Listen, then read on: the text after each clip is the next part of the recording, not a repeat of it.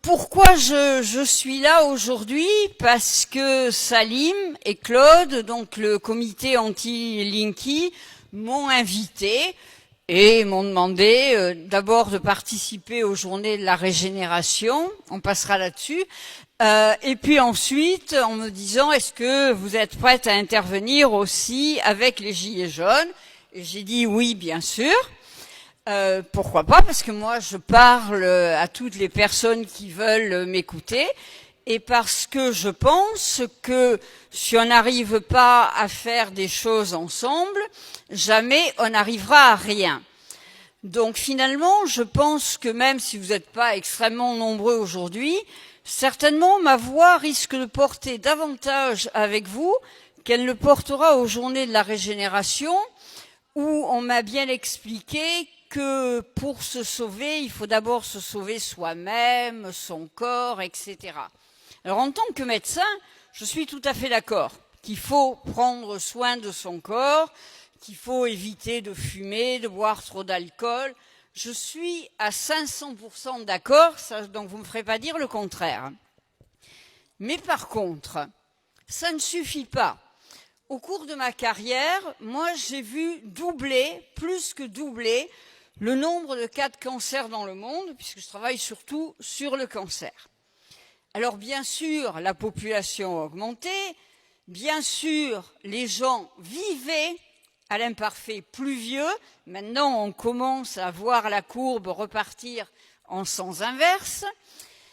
Et même si on regarde les cancers de l'enfant, qui est le sujet qui me préoccupe le plus, les enfants, ils ne sont pas plus vieux aujourd'hui qu'ils l'étaient il y a 25 ans, et ils ont quand même davantage de cancers aujourd'hui qu'ils n'en avaient il y a 25 ans. Alors, qu'est-ce qui a changé en 25 ans? Pas la génétique. On parle toujours de génétique quand on parle de cancer, et si vous voulez avoir un prix Nobel de médecine, il vaut mieux travailler sur la génétique. Mais ça, chez l'être humain, ça ne change pas en 25 ans. Et ceux qui disent qu'on va s'adapter à un environnement pourri, qu'on va s'adapter à des radiations, oui peut-être, mais il faudra des centaines, voire des milliers d'années. Donc ça viendra peut-être un petit peu tard, peut-être que d'ici là, on sera tous grillés. Donc la génétique, out. Le mode de vie, certainement. Mais de nouveau, si on regarde les enfants, leur mode de vie n'a quand même pas extraordinairement changé. Alors qu'est-ce qui a changé en 25 ans? Eh bien, tout le reste a changé. En particulier, notre environnement.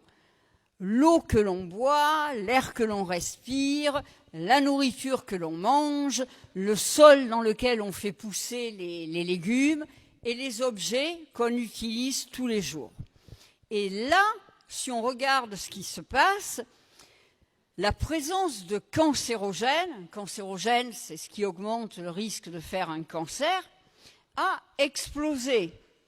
Aussi bien les produits chimiques, c'est l'histoire des pesticides, du Roundup plus que du glyphosate lui-même, des retardateurs de flammes, des meubles qui sont faits en panneaux compressés et qui relarguent du formaldéhyde, de tout ce qu'on veut, des centaines de produits chimiques qui ont été mis dans notre environnement, et également ce qu'on appelle des agents physiques. Donc là, ce sont les radiations. D'une part, les radiations qu'on appelle ionisantes, ça, c'est ce à quoi vous êtes exposé s'il y a un incident ou un accident nucléaire, ou même s'il n'y a pas d'incident mais que vous habitez à proximité des centrales, ou que vous vivez près de ces déchets nucléaires dont personne ne sait quoi faire, dont on garde une partie en France. Maintenant, apparemment, on est presque à saturation, et dont on balance généreusement le reste, aussi en Afrique, notamment au Niger, au milieu du désert, en me disant, mais il n'y a personne dans le désert. Il n'y a pas personne dans le désert. Dans le désert aussi, il y a des gens, il y a des peuls, il y a des animaux, et de toute façon, c'est inacceptable. Donc, il y a longtemps que je raconte ça, et on me dit, ouais, mais bon, non.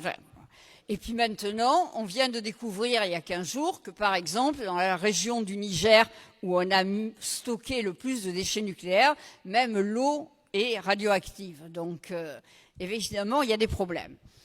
Les radiations non ionisantes, ça, c'est ce que l'on a avec la téléphonie mobile, avec le four à micro-ondes, avec les écrans plats de télé, avec à l'origine essentiellement les radars, notamment les radars militaires. Et déjà dans les années 50, quand on a, même avant, mais qu'on a commencé à regarder les effets sur la santé pour les gens qui travaillaient avec les radars, et ce sont des champs électromagnétiques, on a montré qu'ils avaient davantage de leucémie, de lymphome, que ceux qui n'étaient pas exposés. Et puis après, on a créé les fours à micro-ondes et on a inventé ce téléphone portable que nous avons tous. Au départ, le téléphone servait à téléphoner. Ce qui veut dire que quand vous n'étiez pas en train de téléphoner, pour la génération 0, les premiers, ou 1, le téléphone, il restait tranquille, il ne faisait rien.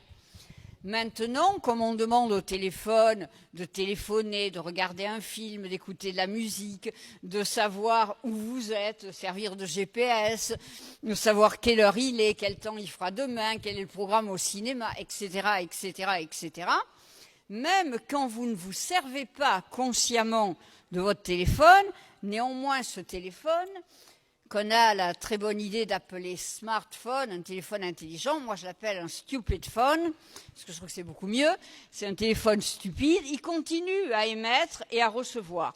Donc vous allez être exposé. Et évidemment, où est-ce que vous tenez un téléphone? En général, près de l'oreille, et donc là, c'est le cerveau qui est exposé. Et la plupart des choses que l'on sait et que je vais dire aujourd'hui sur les champs électromagnétiques des générations de téléphones qui ont existé, donc pour lesquels on a un recul suffisant, ce sont les 2G et 3G.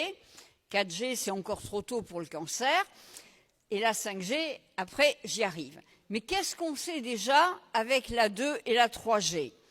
On sait que les individus qui ont été les premiers à utiliser ces téléphones, qui les ont utilisés le plus longtemps, soit en nombre d'années, soit le plus longtemps chaque jour, plus de minutes, ceux qui l'utilisaient pour des raisons professionnelles, ce sont ceux-là qui vont avoir un risque accru de tumeur du cerveau.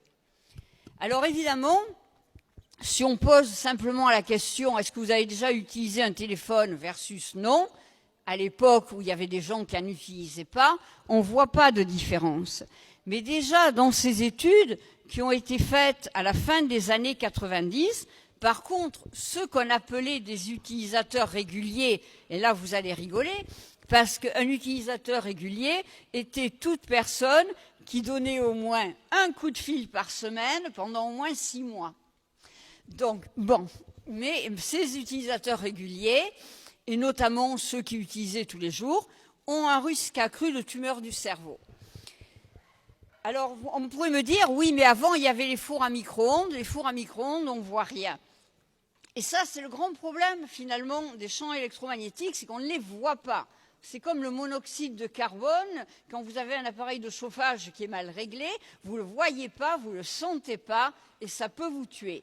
Les champs électromagnétiques, c'est pareil, vous ne les voyez pas, vous ne les sentez pas. Alors maintenant, il y a des détecteurs que vous pouvez acheter et qui se remettront à faire... Donc vous sentirez qu'il y a quand même quelque chose, même si vous ne le voyez pas.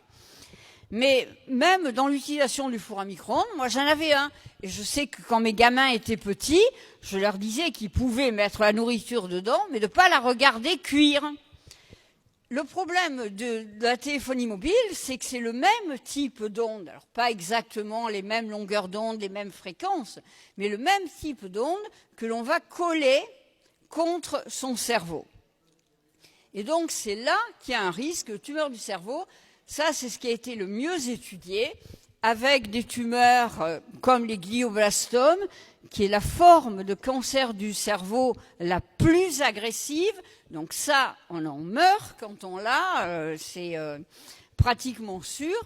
Et ces glioblastomes ont augmenté au cours des années qui précèdent, donc on en voit de plus en plus. Et puis, parfois, vous aurez simplement une tumeur bénigne, le neurinome de l'acoustique. Donc, évidemment, comme le nom l'indique, c'est le nerf acoustique, donc qui arrive à l'oreille, qui, lui, évidemment, est exposé, qui ne va pas faire un cancer, mais qui va quand même faire une tumeur. Et donc, les gens vont avoir des troubles de l'équilibre, des nausées, des vertiges, etc. Donc ça, on le sait depuis les années 2005-2006, par là, où on a commencé à avoir des résultats. Et pour étudier quand même ces tumeurs qui sont relativement rares, il a fallu faire de très grosses études, des études internationales, dont une, la plus connue, s'appelle Interphone, qui a pris pratiquement 6000 personnes dans 13 pays du monde pour comparer les gens qui faisaient ces tumeurs du cerveau à ceux qui n'en avaient pas, et qui a montré qu'effectivement, dans chaque étude, les plus exposés avaient un risque augmenté de tumeurs du cerveau. Mais c'était juste les débuts de la téléphonie mobile. À la suite de ça, plusieurs études, le Centre international de recherche sur le cancer, où j'ai travaillé pendant 22 ans, mais en tant que chercheur INSERM mise à disposition, a fait ce que l'on appelle une monographie, qui est un livre qui évalue toutes les études disponibles sur n'importe quel produit. Au départ, ça a été mis en place par un Italien, Lorenzo Tomatis, qui était très préoccupé, notamment des conditions de travail et donc des cancérogènes dans le milieu du travail, alors que personne n'en parlait, pour évaluer le risque du benzène et autres. Donc là, toutes les études qui ont été faites par des scientifiques, qui sont publiées dans des revues à comité de lecture, ce qui correspond à des critères de qualité normalement, et d'indépendance, sont évaluées, et on arrive à une classification qui a 5 niveaux. Et là, les champs électromagnétiques, en 2011, ont été classés comme des cancérogènes possibles. Donc en disant, il y a quelque chose, mais on n'est pas encore sûr. Et je pense que ça correspondait à l'état des connaissances en 2011. Ce qu'il faut savoir, c'est qu'avant que certaines de ces études ne soient publiées, alors qu'elles étaient terminées, on a attendu des années avant qu'elles ne sortent. Et elles sortaient par morceaux, heureusement, pays par pays, parce que finalement, les investigateurs et investigatrices de ces 13 pays n'arrivaient pas à se mettre d'accord sur les mots à mettre autour des chiffres. Et donc, tout a été fait pour minimiser au maximum les phrases. Donc, ils n'ont pas dit que ça entraînait les tumeurs du cerveau. Ils ont dit que oui, il y avait une association, mais juste dans un groupe. Et donc, peut-être c'était dû au hasard, etc. Donc, malgré cette dilution, ça a quand même été classé comme cancérogène possible. Et depuis, on a continué, d'autres études ont été faites, en particulier chez l'enfant, parce que l'enfant, en général, ou le fœtus, avant même sa naissance, est beaucoup plus sensible que l'adulte à un cancérogène quel qu'il soit, qu'il s'agisse de produits chimiques ou de radiation.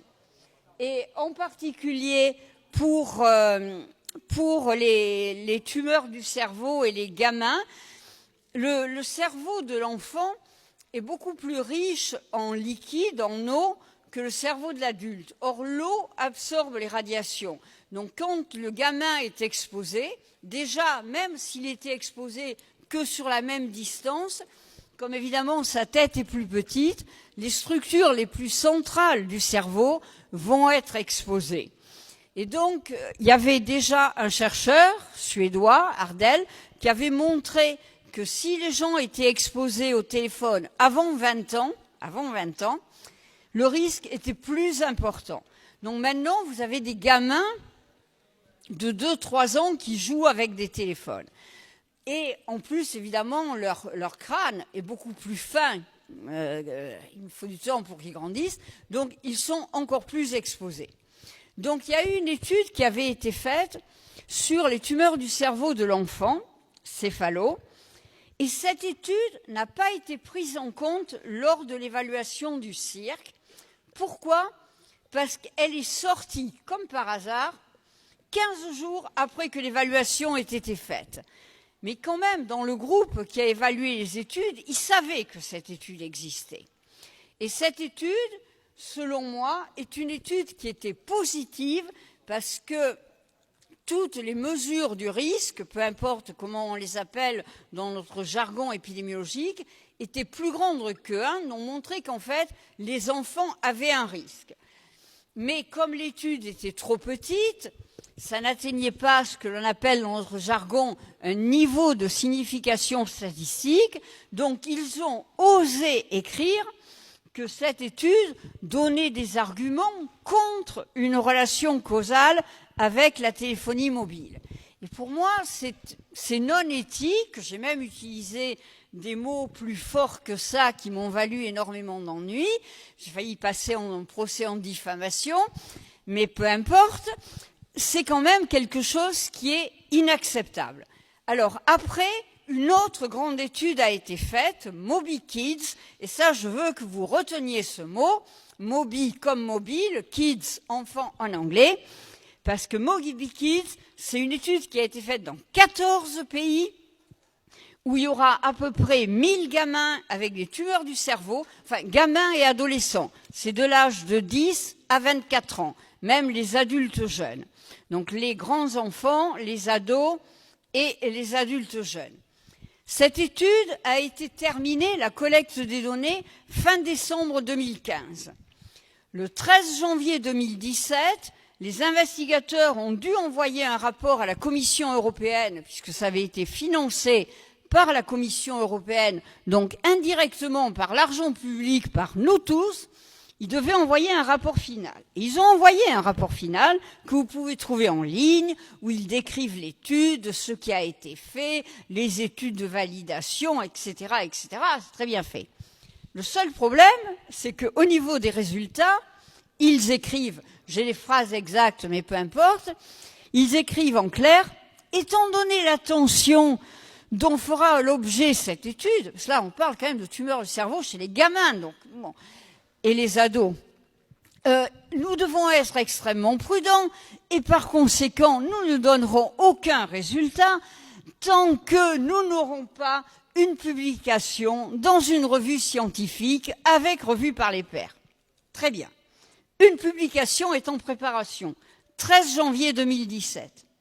Aujourd'hui, on est le combien ? Je ne sais pas, mais on est en juin 2019. Cette étude n'est toujours pas sortie. Et donc moi, je passe mon temps à dénoncer ça parce que je me dis que si cette étude est comme l'étude précédente qui avait fait sur les gamins, là, c'est un cancérogène reconnu, il n'y a pas la moindre question, c'est un niveau 1. Pourquoi ils ne la sortent pas ? Ça, je ne peux pas savoir. Je ne suis pas le bon Dieu, déjà je suis une femme, donc ça aide pas pour être Dieu, et de toute façon, je peux pas savoir. Mais quand même, je me dis, c'est pas normal qu'une étude qui est terminée, il y a des gens qui ont les résultats. Et je sais qu'il y a certains chercheurs, j'en connais au moins une, qui ne veut rien dire, mais qui sont au bord du suicide par la pression qui est faite sur eux pour qu'ils ferment tous leur gueule. Parce que si on avait ça, et qu'on réévaluait les champs électromagnétiques, ça deviendrait un cancérogène de groupe 1. Mais alors, il faut dire que ça tombe vraiment mal pour le déroulement de la 5G. Parce que la 5G, c'est quoi ? C'est des champs électromagnétiques. Alors, par rapport aux 2G, 3G, 4G, ça ne sera pas les mêmes longueurs d'onde et ça ne sera pas les mêmes fréquences. Mais qu'est-ce que ça sera exactement ? On ne le sait pas. Moi, je ne le sais pas, mais même les opérateurs ne le savent pas exactement. Et donc, c'est pour ça qu'ils ont sélectionné dans le monde entier des villes tests où on va tester la 5G. Mais on va tester sans aucune expérimentation préalable, par exemple chez les rats et les souris. Alors moi, j'aime les animaux, j'ai fait partie longtemps de la Société protectrice des animaux, ça m'amuse pas de faire mourir des petits rats ou des petites souris, mais d'un autre côté, je préfère quand même que des rats et des souris soient exposés avant mon petit-fils qui a 3 ans. Et on pourrait faire ce type d'études, parce que ça a été fait avec les radiations de la 2 et 3G, aux États-Unis, en Italie, et là aussi, dans ces études, les rats aussi, ils font des tumeurs du cerveau, et ils font un truc rarissime, qui est une tumeur des nerfs qui arrive au cœur, donc, mais qui est un schwannome, qui est d'un point de vue histologique, de l'étude des tissus, de biopsie, exactement ce que les gens qui tiennent leur téléphone collé à l'oreille font aux nerfs acoustiques. Donc si même les rats, exposés évidemment au corps entier, parce qu'on ne va pas les faire téléphoner, font le même type de tumeur que les humains, c'est quand même un argument de plus. Donc pourquoi ne pas tester cette satanée 5G avec des longueurs d'onde qui seront différentes de celles qu'on avait avant, mais avec surtout des fréquences qui seront extrêmement plus élevées?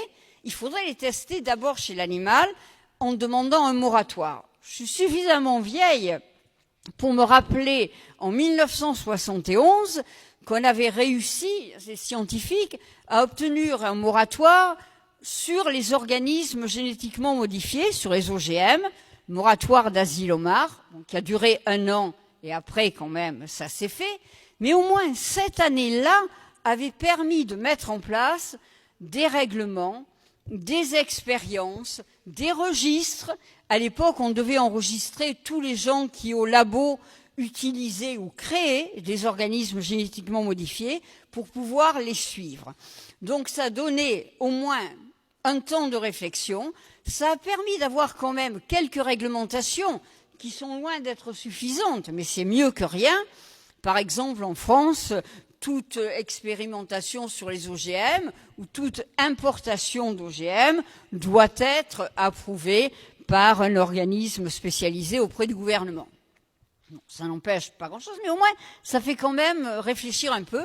Et je ne comprends pas pourquoi la 5G, on va la balancer directement sur les populations humaines, alors qu'on n'a pas fait ce type d'études sur l'animal. Et donc, si au moins on pouvait obtenir un moratoire pour tester ces nouvelles fréquences, ça serait bien. Pourquoi ça m'inquiète particulièrement, la 5G ? Pas parce que je suis anxieuse sur tout, il y a des trucs qui me font pas peur, mais la 5G, ça me fait peur parce que ça va être des fréquences extraordinairement rapides. Donc, nos pauvres cellules, les cellules humaines, mais aussi les cellules animales, des insectes, des vaches, du chien, peu importe, et même les cellules végétales, donc les arbres, les plantes, elles peuvent quelque part s'habituer un petit peu à une exposition qui est continue. Mais là où elles sont le plus perturbées, c'est quand on passe allumé, éteint, allumé, éteint, on, off, à des fréquences extraordinaires, parce que là, la cellule, elle ne sait plus où elle en est dans ses échanges avec son environnement, et franchement, elle n'aime pas ça. Donc ça, on le voit, ces effets sur les cellules, soit sur les cultures cellulaires, et après, on le voit parce que toutes les espèces exposées aux champs électromagnétiques ou aux extrêmement basses fréquences, ça c'est l'histoire des lignes à haute tension ou à très haute tension, non seulement les humains réagissent, mais aussi les animaux. Donc je sais que par exemple à Hendaye, moi je suis basque, alors je m'intéresse à ce qui se passe au Pays basque. À Hendaye, il y a des éleveurs qui ont porté plainte, qui actuellement sont en train de porter plainte contre l'État pour les lignes à haute tension, les antennes de téléphone, en disant que les chèvres, les vaches aussi n'apprécient pas. apparemment la production laitière diminue et il n'y a pas besoin d'être des mammifères. Les oiseaux, notamment les oiseaux migrateurs, pomment leur chemin parce que eux, ils ont dans le cerveau un élément magnétique. En fait, ils fonctionnent. Les oiseaux se dirigent énormément en fonction du champ magnétique terrestre, ce qui celui-là existe. Et là, les oiseaux ne savent plus où ils vont. Les abeilles ne retrouvent pas leur ruche. Donc même ces animaux-là sont impactés. Et puis vous pouvez vous amuser quand vous voyez quelques fourmis par terre sur le sol. Si vous posez à côté votre téléphone, les fourmis vont éviter le téléphone. On n'a pas appris que le téléphone c'est dangereux, mais elles ressentent quelque chose. Parce que comme je vous le dis, votre téléphone il marche en permanence. Donc ce type d'étude devrait être fait. Et puis pour les arbres, on le voit déjà avec les antennes, certaines antennes radio, télé et les antennes de téléphonie mobile actuelles. Le côté qui est exposé à l'antenne, ça a été surtout étudié soit par les Allemands, soit par les Espagnols. Les feuilles sont moins en forme. Elles ne sont pas grillées, mais enfin elles sont plus flétries. Donc évidemment, l'arbre, il ne peut pas prendre ses racines pour aller se mettre un petit peu plus loin. Donc on voit bien que le vivant, toutes les espèces du vivant, pas que les humains, réagissent de façon négative à ces radiations. Et donc, avec la 5G, pourquoi on a besoin de la 5G ? Ils vont vous le vendre, ils vendent les téléphones, puisque je vois que maintenant il y a déjà certains qui sont sur le marché, compatibles 5G même si elle n'est pas encore installée, c'est autour de 1 900 € le téléphone. OK. Et ils vous disent, grâce à ça, vous allez pouvoir décharger votre film en quelques millisecondes, au lieu de que ce soit quelques secondes, voire quelques minutes.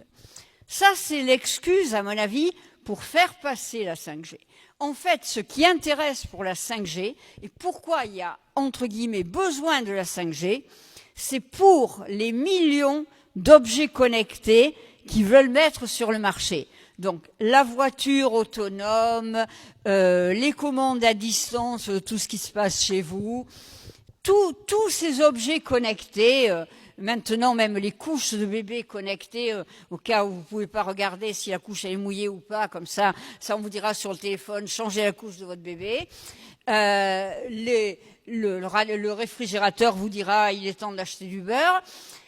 Bon, et là, c'est là qu'on a besoin de transfert d'informations à une échelle qui est des centaines, des milliers de fois ce dont on a besoin simplement pour téléphoner. Et en fait, l'installation de toutes ces antennes, qui devront être extrêmement nombreuses, parce que comme ce sont des longueurs d'onde beaucoup plus courtes, qu'on appelle des ondes millimétriques ou même submillimétriques, elles ne portent pas très loin. Donc il faudra beaucoup plus d'antennes.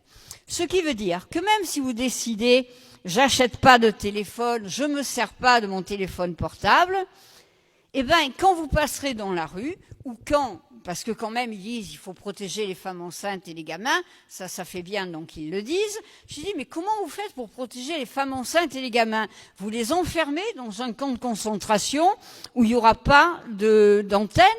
Non. Alors, si vous voulez protéger les femmes enceintes et les gamins, il faut protéger toute la population. Parce que encore à l'heure actuelle, on vit plus ou moins tous ensemble. Donc, c'est pour cela qu'il faudra ces antennes. Et en plus, vous ne les verrez même pas, les antennes, parce que selon les opérateurs, Bordeaux est une ville test, et là, les antennes seront dans les panneaux publicitaires d'éco, dans les abribus. Ça peut être dans les antennes des magasins. Donc, il y a déjà certaines enseignes qui se sont mis d'accord pour que ce soit dans leur enseigne. Ça peut être dans des fosses cheminées, mais ça commence à devenir... Ils feront beaucoup plus sophistiqués que ça, parce qu'elles sont petites, ces antennes. Donc, elles sont faciles à dissimuler, ce qui veut dire qu'on ne les verra pas. Mais le fait qu'on ne les voit pas, ça ne voudra pas dire qu'elles ne marchent pas. Au contraire, elles marcheront. Et plus il y aura de millions d'objets connectés, plus ça marchera. Et je pense que la raison pour laquelle il y a une telle réticence à ce que des gens tiennent des discours anti-5G, c'est pas pour la téléphonie mobile. C'est pas que ça. Ça, c'est la pointe de l'iceberg. C'est tous ces objets connectés qui veulent mettre sur le marché. Tout sera connecté. Alors qu'en fait, les trucs marchaient aussi quand vous aviez des fils électriques, de préférence avec une gaine en cuivre, comme ça n'irradie pas, mais enfin bon, peu importe. Donc, bien sûr, vous, à votre niveau, vous pouvez faire quelque chose. Donc, quand vous téléphonez, ne faites pas toucher le téléphone à votre oreille. Gardez-le à un demi-centimètre, mettez-le en haut-parleur, sauf si c'est vraiment des choses très intimes que vous voulez dire. Et à ce moment-là, téléphonez pas quand il y a 10 personnes autour de vous, vous allez un peu plus loin. Mais ne le faites pas toucher la peau, parce qu'à partir du moment où ça touche la peau, en fait, les niveaux d'absorption sont beaucoup plus grands. Donc, essayez d'envoyer des messages textes plutôt que parler trop longtemps. Et puis, si vous pouvez parler aux personnes face à face. Comme je dis, vous n'avez pas toujours besoin d'utiliser ce putain de téléphone. On peut aussi encore se parler. Les gamins, il faut vraiment les protéger. Les femmes enceintes, jamais le téléphone dans la poche de la robe, ni si elles travaillent sur un ordinateur en Wi-Fi, pas de Wi-Fi, de préférence une connexion filaire. Et si vraiment vous n'avez une femme enceinte qu'un ordinateur en Wi-Fi, vous le posez sur une table, pas une table métallique, une table en bois, mais il faut vraiment éloigner toutes ces sources de champs électromagnétiques de votre corps. Pour les hommes, ne pas le mettre dans la poche avant du pantalon si vous voulez que la qualité de votre sperme soit optimale, parce que là aussi, on a montré que quand on expose du sperme à les spermatozoïdes n'aiment pas être à côté d'un téléphone mobile, et en fait, la qualité du sperme, au fil des générations, diminue. Alors, pas suffisamment pour qu'on soit tous stériles, pas encore, mais quand même, la qualité du sperme a énormément changé. Alors, c'est pas que la téléphonie mobile. Là, je pense que tous les pesticides et autres perturbateurs endocriniens jouent un rôle très important. Mais en tout cas, évitez quand même de mettre votre téléphone dans la poche avant. Derrière, c'est moins pire, parce que les fesses, c'est quand même un peu moins... donc, ça exonne, mais quand même, c'est encore proche. Et maintenant, on dit qu'il y a beaucoup de cancers qui augmentent de la partie distale du côlon, voire du rectum. Et là, il y en a qui commencent à se poser des questions. Donc, évitez, surtout les hommes, parce que les femmes, en général, on met le téléphone dans le sac. Après, on le cherche parce qu'on dit, oui, mon putain de téléphone. Mais bon, en tout cas, essayez de ne pas le garder près de vous. Et la nuit, éteignez-le. Et si vraiment vous voulez le garder comme réveil, parce que vous n'avez pas un autre réveil, vous le mettez au minimum en mode avion. Donc ça, c'est ce que vous pouvez faire, ce que vous devez faire si vous voulez rester en bonne santé. Mais après, le reste, comme m'a dit quelqu'un là au truc Régénère, là, disent oui, mais le reste, on peut rien, donc c'est même pas la peine d'en parler, vous ne ferez que faire paniquer les gens. Mais si, le reste aussi, vous pouvez quelque chose. Je pense que les citoyens, et là les gilets jaunes, vous l'avez bien montré, le citoyen devrait pouvoir être entendu, bon sang. Donc c'est pour ça qu'il faut, c'est pour ça que je me donne la peine de venir discuter avec tout le monde, parce que c'est pas vous qui allez pouvoir empêcher de mettre une antenne, et je vous recommande pas de la foutre par terre si elle est là, parce qu'après vous ferez comme Beauvais avec McDonald's, ça finira mal. Mais par contre, il faut quand même faire pression sur les politiques, quelle que soit leur couleur, jaune, rouge, vert, à pois, à losange, je m'en fous, pour leur dire que eux aussi, ils seront quand même exposés. Donc, tout le monde sera exposé, y compris leurs enfants, s'ils en ont. Beaucoup n'en ont pas, donc ils s'en préoccuperont pas. Les enfants des autres, ils en ont rien à foutre. Mais il faut quand même agir en tant que citoyen. Donc je pense que l'information des gens est fondamentale. Le problème, c'est qu'on n'arrive pas à faire passer cette information. Parce que moi, il m'est arrivé dans le passé d'avoir des articles dans Le Monde, même une page entière. Maintenant, c'est impossible de faire passer le moindre truc. Évidemment, parce que les mecs qui sont les actionnaires du Monde, NIL, ce sont des gens de la téléphonie mobile. Donc évidemment, ils vont pas laisser L'autre Huluberlu, d'Alice Asco, est en train d'écrire que ces machins, c'est dangereux. Donc, la presse, malheureusement, est contrôlée dans ce pays. Donc vraiment, je pense qu'il faut revenir au téléphone arabe, le bouche à oreille. Il faut que les gens en parlent entre eux et essayer d'agir en commençant au niveau local pour essayer de faire quelque chose. Alors après, le niveau local, ça a aussi ses limites. Moi, il y a pas mal d'années, vers 2008, je pense, j'avais réussi, parce que je faisais partie du conseil scientifique du développement durable de la ville de Bordeaux, donc j'avais accès à Alain Juppé, et il me respectait, parce que j'ai 3 titres de Harvard, je suis médecin, donc quand même, donc il faut dire que presque le courant passait bien, le cas de dire le courant, en parlant des ondes, donc j'avais réussi à lui faire prendre un arrêté municipal pour interdire les antennes à proximité des crèches, des écoles, des hôpitaux, etc. Donc arrêté municipal, je l'ai, papier bleu, blanc, rouge, tout comme il faut, bien fait. À la même époque, il y avait d'autres maires qui avaient pris la même décision.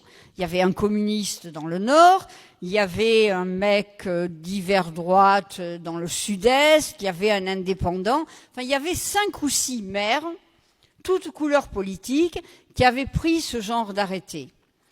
Ça a été cassé par la Cour de cassation, qui a dit la santé n'est pas du domaine du maire. Donc ça doit être les conseils régionaux. Donc le maire, vous prenez votre truc, il n'est pas valable, donc tous ces arrêtés ont été cassés. Mais je pense que quand même, en discutant avec les maires aussi, de temps en temps, on les écoute rarement, mais on peut quand même. Donc il faut agir à tous les niveaux pour dire il y a des choses qu'on ne veut pas. C'est vrai de la 5G, je pense que c'est vraiment pas une bonne idée de l'expérimenter directement sur l'être humain. Quel est l'intérêt des villes de le faire? C'est qu'ils sont payés. Ils sont payés par les opérateurs. Je ne sais pas combien l'antenne, mais ils sont payés. Donc c'est vrai que ça amène des finances à des villes qui peut-être n'allont pas, qui après, de préférence, on l'a vu pour la 2 et la 3G, vont aller mettre les antennes sur les habitations HLM, parce que là les gens ne peuvent rien dire, qu'évidemment le propriétaire est d'accord. Donc il faut réussir à ce que les gens prennent conscience que quand même les politiques ne devraient pas faire n'importe quoi si les gens ne veulent pas.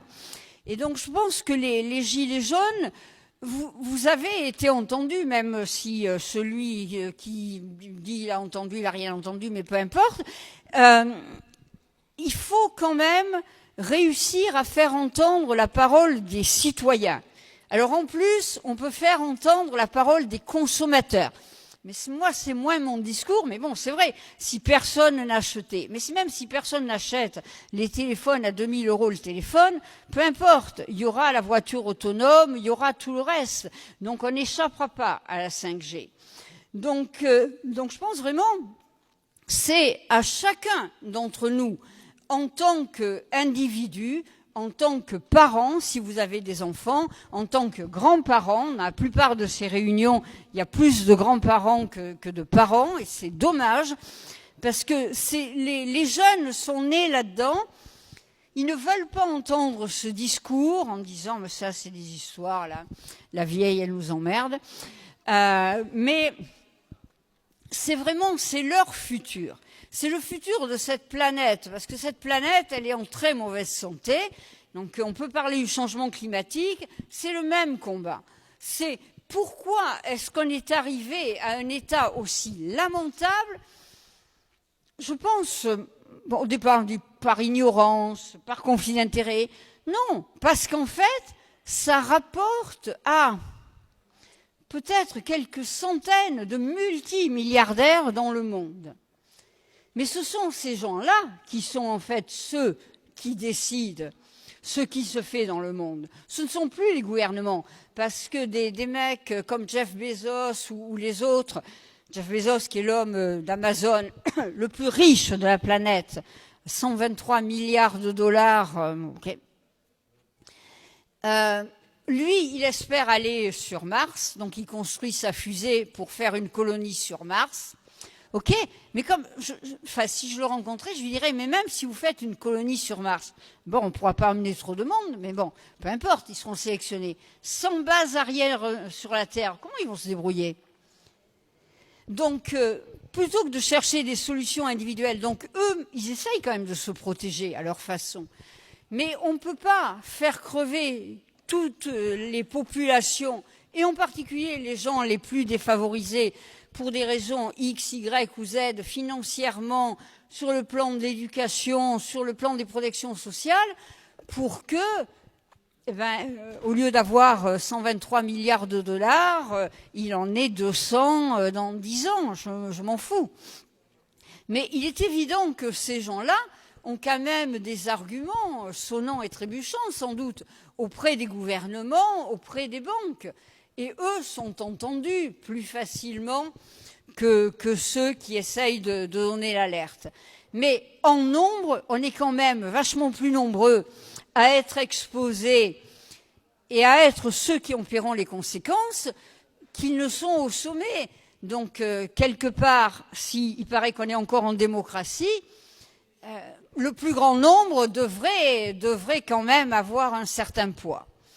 Donc voilà. Donc je pense que la 5G, c'est qu'un exemple. On pourrait discuter des pesticides, du Roundup, de tout ce que vous voulez, si vous avez des questions. Mais c'est un vrai problème.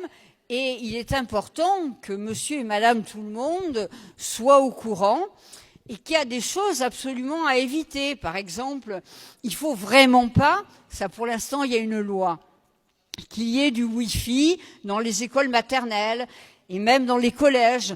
Pourquoi ne pas utiliser un système câblé, la fibre optique, qui expose beaucoup moins, et puis quand même ne pas arriver à des générations, comme ça arrive maintenant aux États-Unis, vous avez des gamins qui ne savent même plus écrire à la main, donc quand même l'État leur a rappelé que apprendre à écrire, quand même, ça fait partie des missions de l'école, parce qu'ils ne savent que taper sur un ordinateur, ils ne savent plus compter, ils ne savent pas regarder une horloge traditionnelle, ils ne savent pas lire l'heure, parce que ça doit être indiqué, il est 3h26, ok. Donc, on est en train de perdre beaucoup, et je pense que la sagesse un petit peu des générations antérieures doit servir, et il faut qu'on arrive à convaincre les jeunes en utilisant peut-être les personnes qu'il faut. Moi, à une époque, quand je m'occupais d'éducation à la santé, j'utilisais pour parler contre le tabac, parce que quand même le tabac, ça fait pas de bien. Hein. Ceux d'entre vous qui fument, vous avez intérêt à arrêter de fumer. D'abord, ça vous coûte de plus en plus cher, et puis franchement, ça vous fait pas de bien. J'avais une citation de Mick Jagger, j'adore les Rolling Stones, qui disait que la nicotine, c'est la drogue la plus con qui soit. Et en plus, ça donne rien, et en plus, c'est une drogue con qui peut coûter cher. Donc, moi, j'utilisais ce truc de Mick Jagger. Mais maintenant, Mick Jagger, on me dit, les Rolling Stones, c'est quoi ce machin? Donc, bon. Donc, il faut trouver les jeunes générations pour avoir l'équivalent. Mais parfois, il faut avoir des partenaires inhabituels.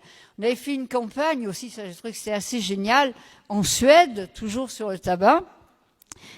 Et ça, je m'en étais rendu compte en arrivant à une réunion internationale, mondiale, à Pékin, sur le tabac. Puis je vois une fille, mais magnifique. Je me dis, pour un chercheur, celle-là, elle est quand même vachement bien foutue. Bon, ça doit être la maîtresse d'un grand patron de médecine quelconque.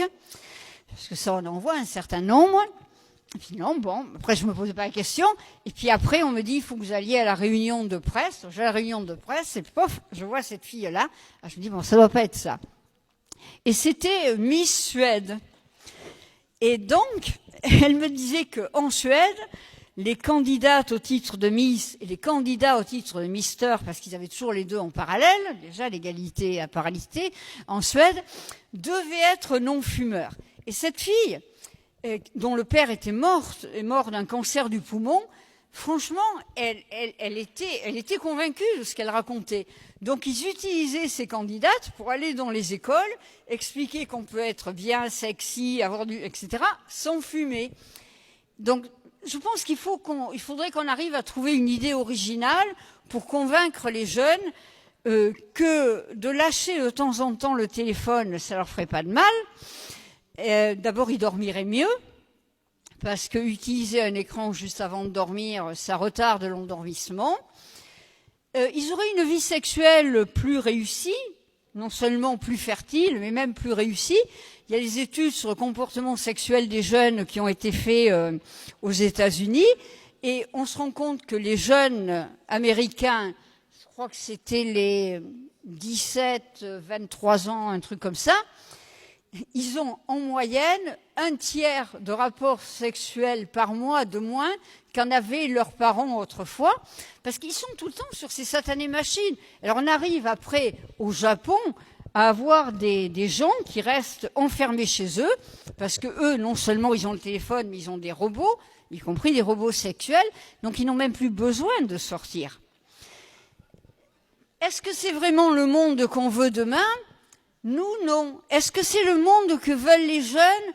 Je ne crois pas. Mais il faudrait, j'ose pas dire un électrochoc, dans ce cas-là, mais il faudrait quand même quelque chose pour les faire réagir et de dire que non seulement ils augmentent le risque de tumeur du cerveau, mais bon, ils disent, ouais, mais ils sauront les guérir dans quelques temps. Ça, moi, je l'entends depuis que je suis rentrée en médecine et finalement, ça vient pas. Mais qu'ils perdent aussi énormément en lien social et même en personnalité. Les gens, avant, quand vous preniez un bus ou un truc, ou même quand vous conduisiez, vous pouviez penser à quelque chose. Maintenant, les gens n'ont même plus le temps de réfléchir à ce qu'ils veulent faire, parce qu'ils sont branchés en permanence. Et que c'est pas parce que vous avez 5000 amis sur Facebook, n'empêche que vous êtes seul comme un chien et que vous allez vous suicider, parce qu'après, il y en aura un qui aura pris la photo qu'il fallait pas prendre et qui l'aura distribuée à tout le lycée. Donc je pense que ça, c'est dans les mains de chacun d'entre nous, en tant qu'être humain, qu'on n'oublie pas notre nature humaine. L'avenir, c'est pas de vivre jusqu'à 150 ans, c'est pas de se reproduire jusqu'à 120 ans. Non, il faudra tous qu'on crève, ok, ça a toujours été comme ça, la mort fait partie de la vie, mais en attendant, profitons de ceux qui sont à côté de nous, c'est quand même tellement plus beau qu'un écran. Donc, mais ça, je pense que tout le monde doit réfléchir, les spécialistes de la communication, mais évidemment, les plus grands spécialistes de la communication qui ont payé les plus chers, ils vont pas travailler pour nous gratos. Mais il faudrait trouver un moyen de faire comprendre aux gens que être accroché, parce qu'ils sont accros finalement, ils sont addicts comme à une drogue, à ce satané téléphone. S'ils se réveillent la nuit, c'est la première chose qu'ils vérifient. Parce que, voyons, j'ai quelques likes supplémentaires sur ma page Facebook ou pas. Quand ils sortent du collège, moi ça me rend malade. Quand je vois les gamins qui sortent, la première chose qu'ils font, c'est sortir chacun leur téléphone. Donc ils sont 3 côte à côte avec leur téléphone, au lieu de parler aux copains d'à côté. Donc, en tant que parents ou grands-parents, on peut essayer. Il faudrait trouver je ne sais pas, moi, les chanteurs à la mode, les footballeurs à la mode, les jeunes qui soient convaincus pour faire passer le message. Parce que si on attend que ça vienne d'en haut au niveau national, il va pas venir, hein. Si vous regardez la photo de Macron, celle que certains décrochent et ont beaucoup d'emmerdes pour ça, il a les 2 mains comme ça sur son bureau. Sous une main, il a 2 téléphones. Donc c'est pas lui qui va se battre contre la téléphonie mobile, mais c'est à nous tous de le faire. Voilà.